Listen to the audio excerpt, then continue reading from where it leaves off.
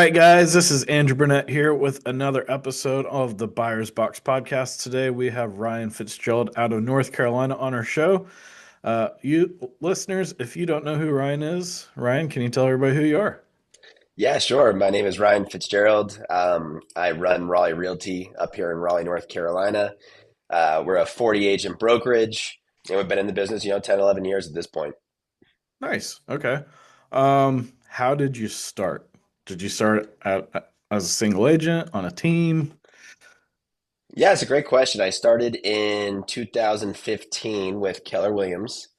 Moved down from Boston actually, so I didn't know anybody. Just picked up, made the move, knew I wanted to do real estate.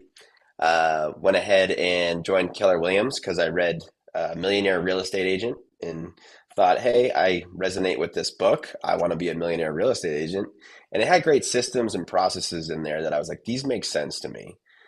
So it sort of had a recipe, a playbook for how to have success. I said, okay, great. I'm going to follow this playbook. Joined Keller Williams, and that's really where I started. Okay. And fun fact, that's where I started too, believe it or not. Nice. Read that book, read Shift, all the great books that Keller Williams had. Now, did you, partnering with Keller Williams, were you the single agent, lead generating, doing everything on your own, or did you join a team that provided you systems and tech and all the other things? Yeah, looking back, I wish I had joined a team to start. I feel like the education process would have just been sped up immensely. I also feel like there's just such a benefit to being on a team, especially if you want to run a team one day, just learning, how to do it. But I ended up joining as a single agent, was making a ton of cold calls because, the Keller Williams philosophy, at least back then, was, hey, call expireds, call FISBOs, call your sphere, call.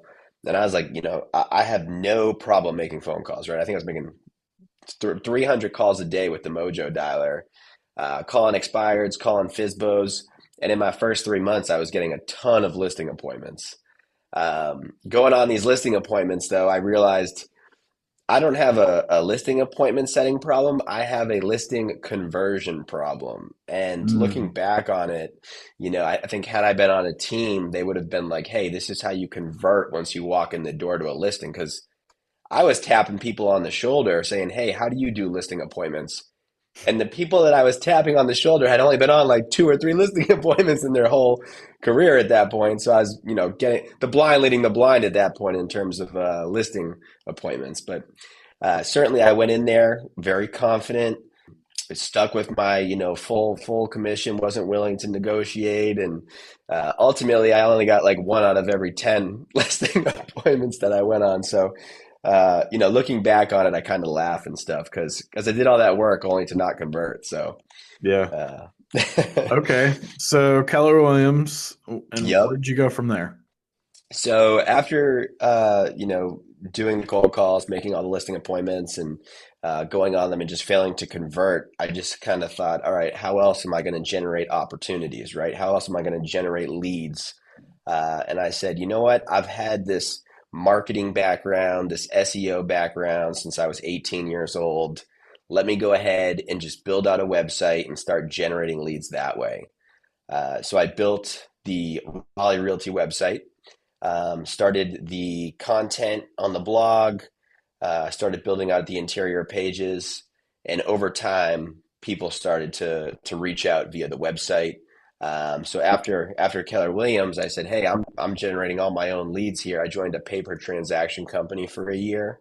That was United Real Estate, and they charged a pretty penny. But ultimately, I said, I want to go out and build my own brokerage. So once I was able to, because North Carolina actually forces you to be a realtor for 2 years before they'll let you have your own brokerage. Once I was eligible, though, I went out and just said, "Hey, look, we're building Raleigh Realty," and that led me to start recruiting agents. Okay. Sounds like a pretty good growth story. I'm sure somewhere in there, you started thinking about a first hire to kind of help you do all this. What was your first pivotal hire, and if you could look back and change that, would you have hired someone different? Yeah, it's funny. The SEO on the website actually created my first hire, right? Because one guy who just said, "Hey, I really love using your website. My clients love using your website. I was just wondering, can I join your brokerage?" And I was like, I hadn't really interviewed or really thought about, I don't even know if I had really planned to build a team. But I said, yeah, yeah, come on board. And, we set up a little structure there. And, I started giving them leads because I had too many leads. I couldn't handle them all. And, yeah, we started working together and it was great. I think that's pretty funny because I think that's the experience for a lot of team leaders. Like I know early on when I said, oh, I'm gonna have a team, is I just had too many leads. Right. And obviously I think at some point in time you realize that you can't convert everything on your own. So I think that kind of leads me into like online lead generation and lead generation in full. So like you kind of shared how you started on the phones, which is obviously super great because a lot of agents are scared of the phones. Hmm. Where do you think, if you just look at your guys' business now there at Raleigh Realty and say, what percentage comes from what? Do you think you guys are mostly online leads now, or do you think a lot of it's past clients, referrals, sphere of influence? So for the first 3 years, of my career, it was all online leads pretty much, outside of the occasional, listing appointment that I went on via those expireds or, just a random friend reaching out. So nearly 100% was coming in through our website. It was all organic traffic too. So it was all just people researching on Google, looking up properties, finding our website, having a great experience using it. They kept coming back to the website. Eventually, they would fill out the form. Um, I mean, some people they would just contact me while they were about to write an offer, right? That's how Wow. they were so bought into the website. They're like, when I write an offer, I want to work with Ryan. So they would be sitting at a new construction table and call me and say, "Hey, will you be our realtor?" And so I was like, "Yeah, sure." I think the online lead generation, once you do build out a platform where, you just have too many leads that you can't work them all, it's very natural that agents will then find you because it's almost like agents can kind of sniff out where the business is going and where it is. And those opportunities, if they align, culturally and with their values, they'll typically be pretty quick to say, "Hey, this is exactly what I'm looking for," and then join a firm like Raleigh Realty or even your firm as well. So, for the user that is just thinking about starting leads and things like that, you mentioned organic. Someone that has no idea what that means, can you maybe share? Absolutely. So organic traffic would be the traffic where you type in a certain Google search result. Let's say you're Googling like homes for sale Raleigh. You're going to find our website is going to appear at what top three, top four. People typically seek out the first local company too. So if they see a local company, they will typically click, whether it's out of curiosity or what. I'm not 100% sure, but um, and then once they, make the introduction to the website or visit it for the first time, they'll make a quick decision on whether or not it's a website they like, whether it's a brand they like, and that's all visually. Like, what type of user experience is it? Even the color scheme, even the logo. Like, what is this saying about the brand? So we really, really honed in on that. That way, when people would visit the website via those Google search results, they would end up sticking. So, just to go back to your question here, the organic search is really anything that people are typing into Google that isn't paid for traffic. Okay. Yeah, and look, our team does a lot of paid for. Yep. Um, Obviously something Yep. we're hoping to kind of shift in the future, but that's Yep. that's where we started 100%. So, I got you. speaking of these leads, bringing in leads, getting organic leads, what do you think the biggest mistake agents make around online leads? I think the biggest mistake agents make is not really understanding what it takes, right? Like, I think a lot of people will go into a conversation around online leads and think that, well, if I just pay this company a couple $100 a month, I'll go ahead and rank number one on Google. where it's like, hey, no, you can build the foundation to rank number one on Google, but it's going to take a lot of time because Google has to index the website. It's going to take a lot of work because people don't just come to your store unless there's a reason to come to your store, right? Like you have to give them a reason. You have to provide the value up front. And if you can provide enough value up front, people will keep coming back. And what I mean by that is you have to take the time and put in the effort to create the content that interests people or provides value for people that makes them say, wow, that was really helpful. I've really enjoyed my experience using this website. They connect that feeling with your brand and they say, Raleigh Realty really helped me figure out what I was trying to solve. I am now looking at houses for sale on their website and I'm having a great experience doing it. So once you're able to provide that value, people keep coming back. And then Google is like, wow, users are having a great experience using this website. Let's move them up our rankings. So, Got it. Okay. yep.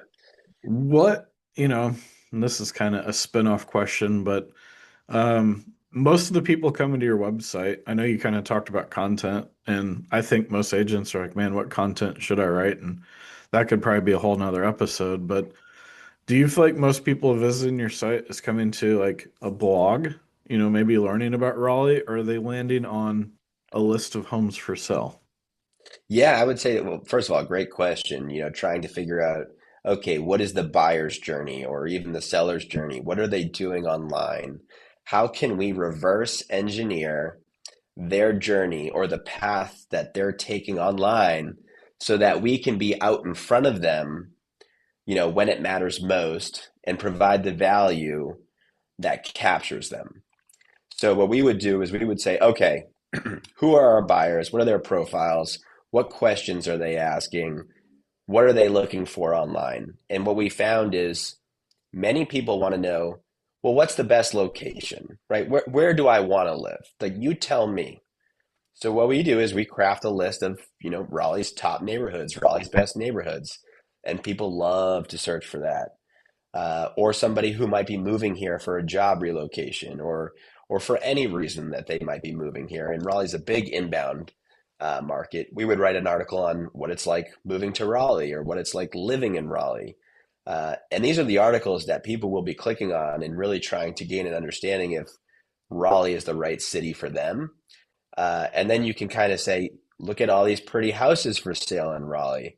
And then naturally they find themselves looking at those pretty houses and signing up on your website. And that's typically the way we do it is just reverse engineer, provide the value, and then capture. And by capture, like I know our website, obviously, because we're doing paid. Someone comes to it, they look at a couple pictures, and bam, there's a box. What's your name, number, and email? And look, that's worked for us for a long time. We've made a lot of commissions with it. I know a lot of teams have, but I know you're the organic guy when it comes to lead generation. So, like, what does a lead submission for Raleigh Realty look like, when they're on your website? We have all the options, and I think that it's very important for a user or a team leader or an agent or really anybody to make sure that they are very flexible with the options they have on their platform because like if somebody comes to my website via Google, just an organic user, I want them to just have the most incredible experience possible. So I don't even ask them for their information. And I try not to be annoying with my little buttons either.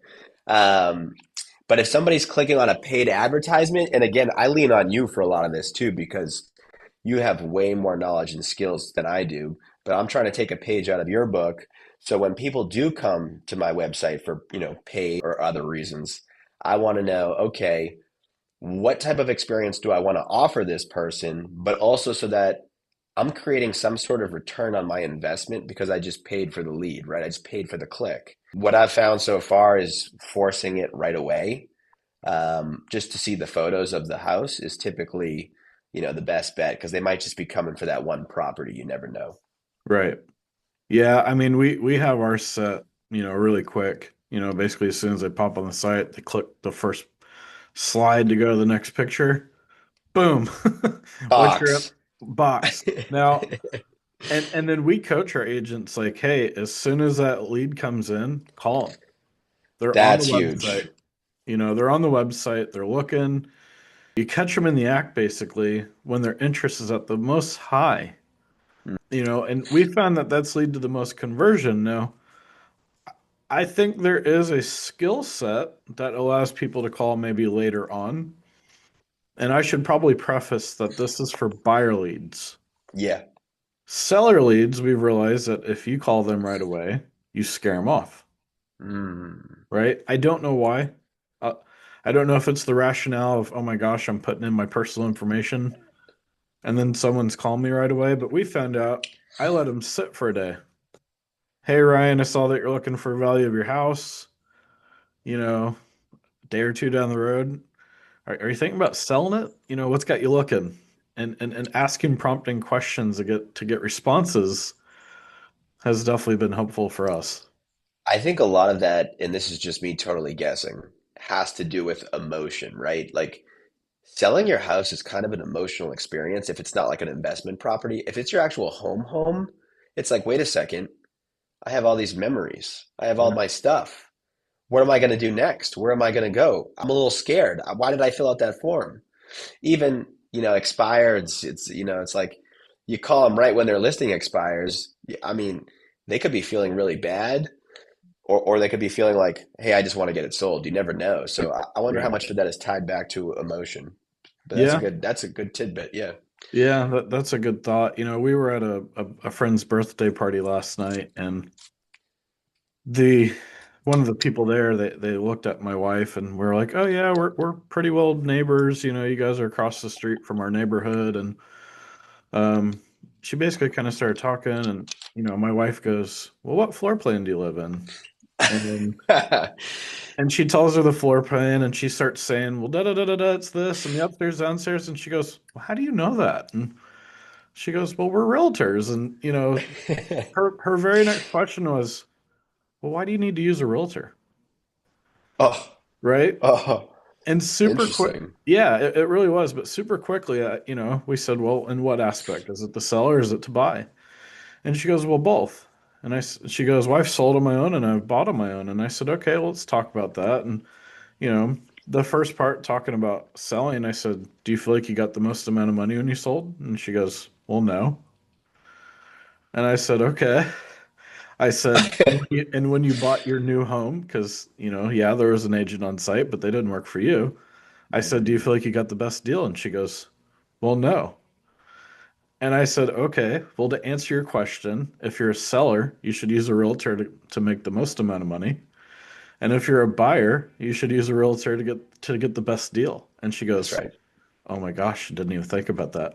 It's like, wow, those questions really hit home. Yeah, yeah. Uh, All right, uh, so I know you're working on a super cool project, Agent Loft. If you kind of want to tell us, some of our listeners, kind of what you're working on, and I'm going to segue that to a next question, but take the floor. What is Agent Loft, Ryan? cool. Thanks for letting me chime in here. Agent Loft is basically a platform that allows agents, realtors, teams to own their own traffic, to generate more commissions, and to generate more leads. Really, what it's for is to kind of compete with the national portals. Agent Loft gives those users, your traffic, your clients, your leads, whatever, the type of user experience that's actually better than the portals, based on my opinion anyway. But it gives them that hyperlocal search functionality while still providing the speed and that user experience that portals use. It's also very much optimized for SEO for anybody who wants to create a strong foundation SEO wise. Okay.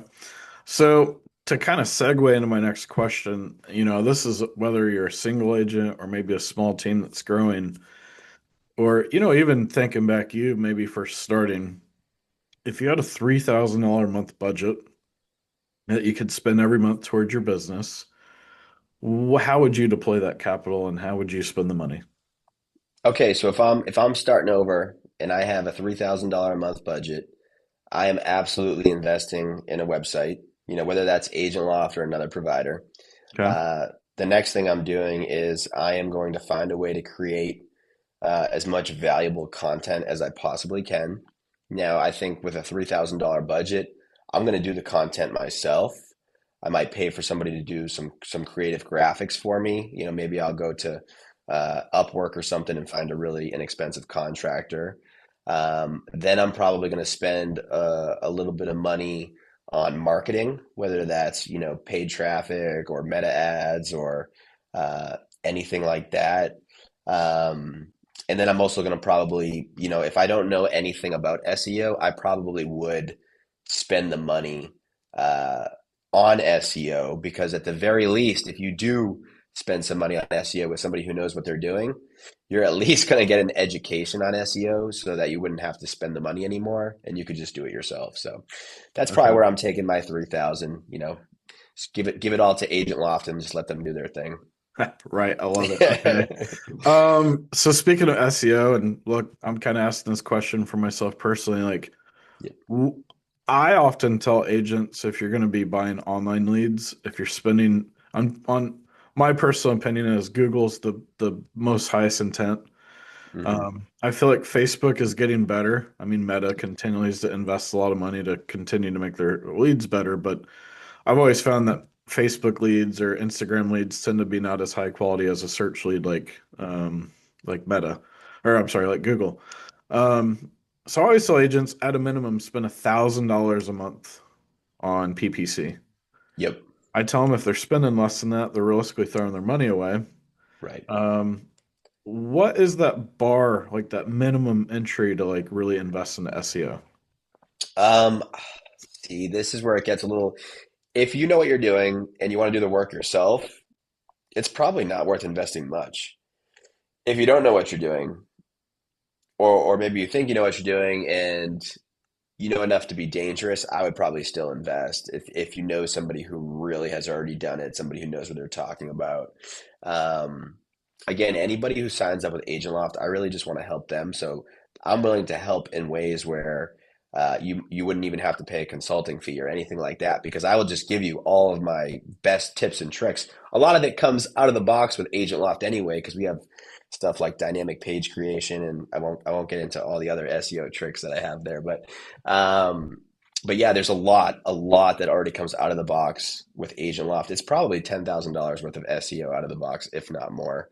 Um, but I would probably say that if anybody was to come to me and say, "Hey, I want to invest in SEO," it would probably start around 3,000 a month. Okay. And Yeah. with that 3,000 that they're spending, how much of it is like page creation?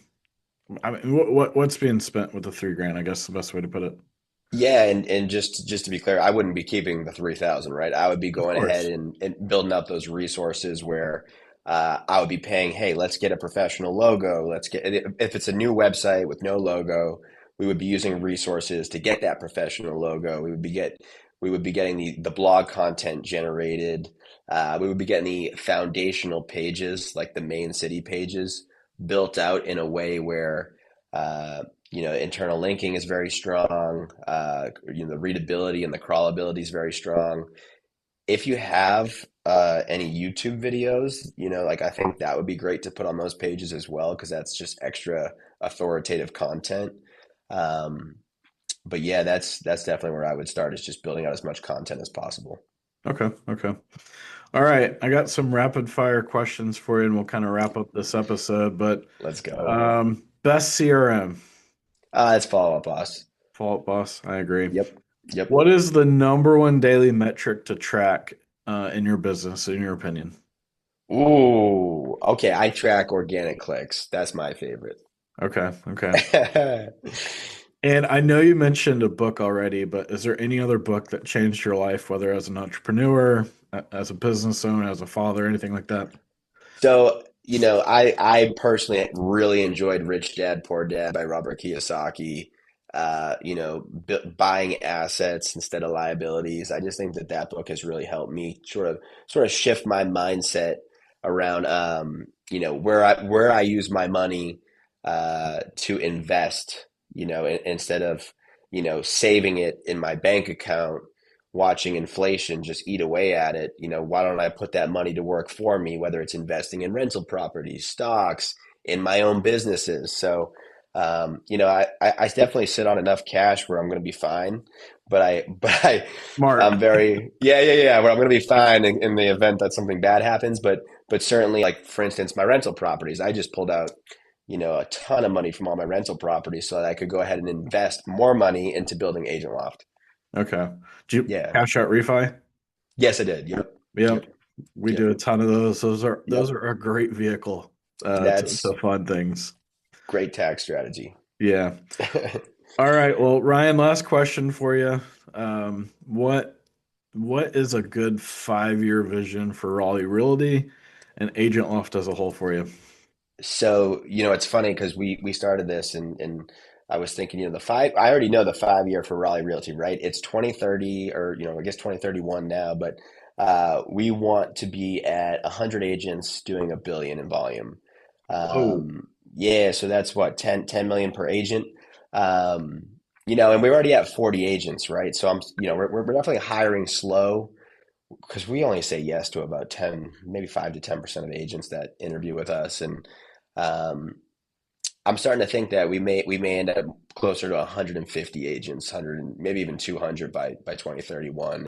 And then in that case, obviously the average per agent would be significantly lower. But we still want to stick to that 10 million per agent for those who want to hit it. But then again, it's like not every agent wants to hit 10 million per year. Some of them are very happy at 4 or 5. So Yeah.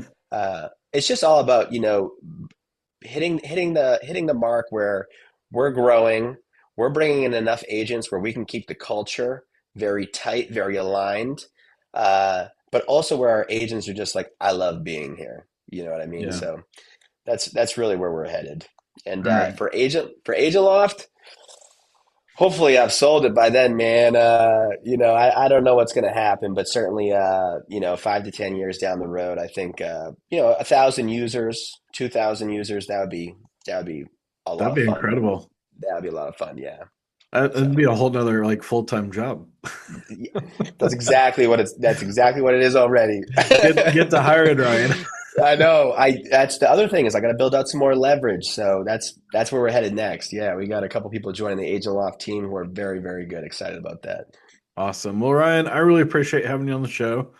For anybody interested to, either partner with you at Raleigh Realty or interested in Agent Loft, how could they contact you or your team to get started? Yeah, RaleighRealty.com, AgentLoft.com. You could probably find me on, Facebook, Instagram, or just ask Andrew. Awesome. We'll definitely send them your way. Well, Oh again, man. thank you so much. Talk to you soon. Thanks, man.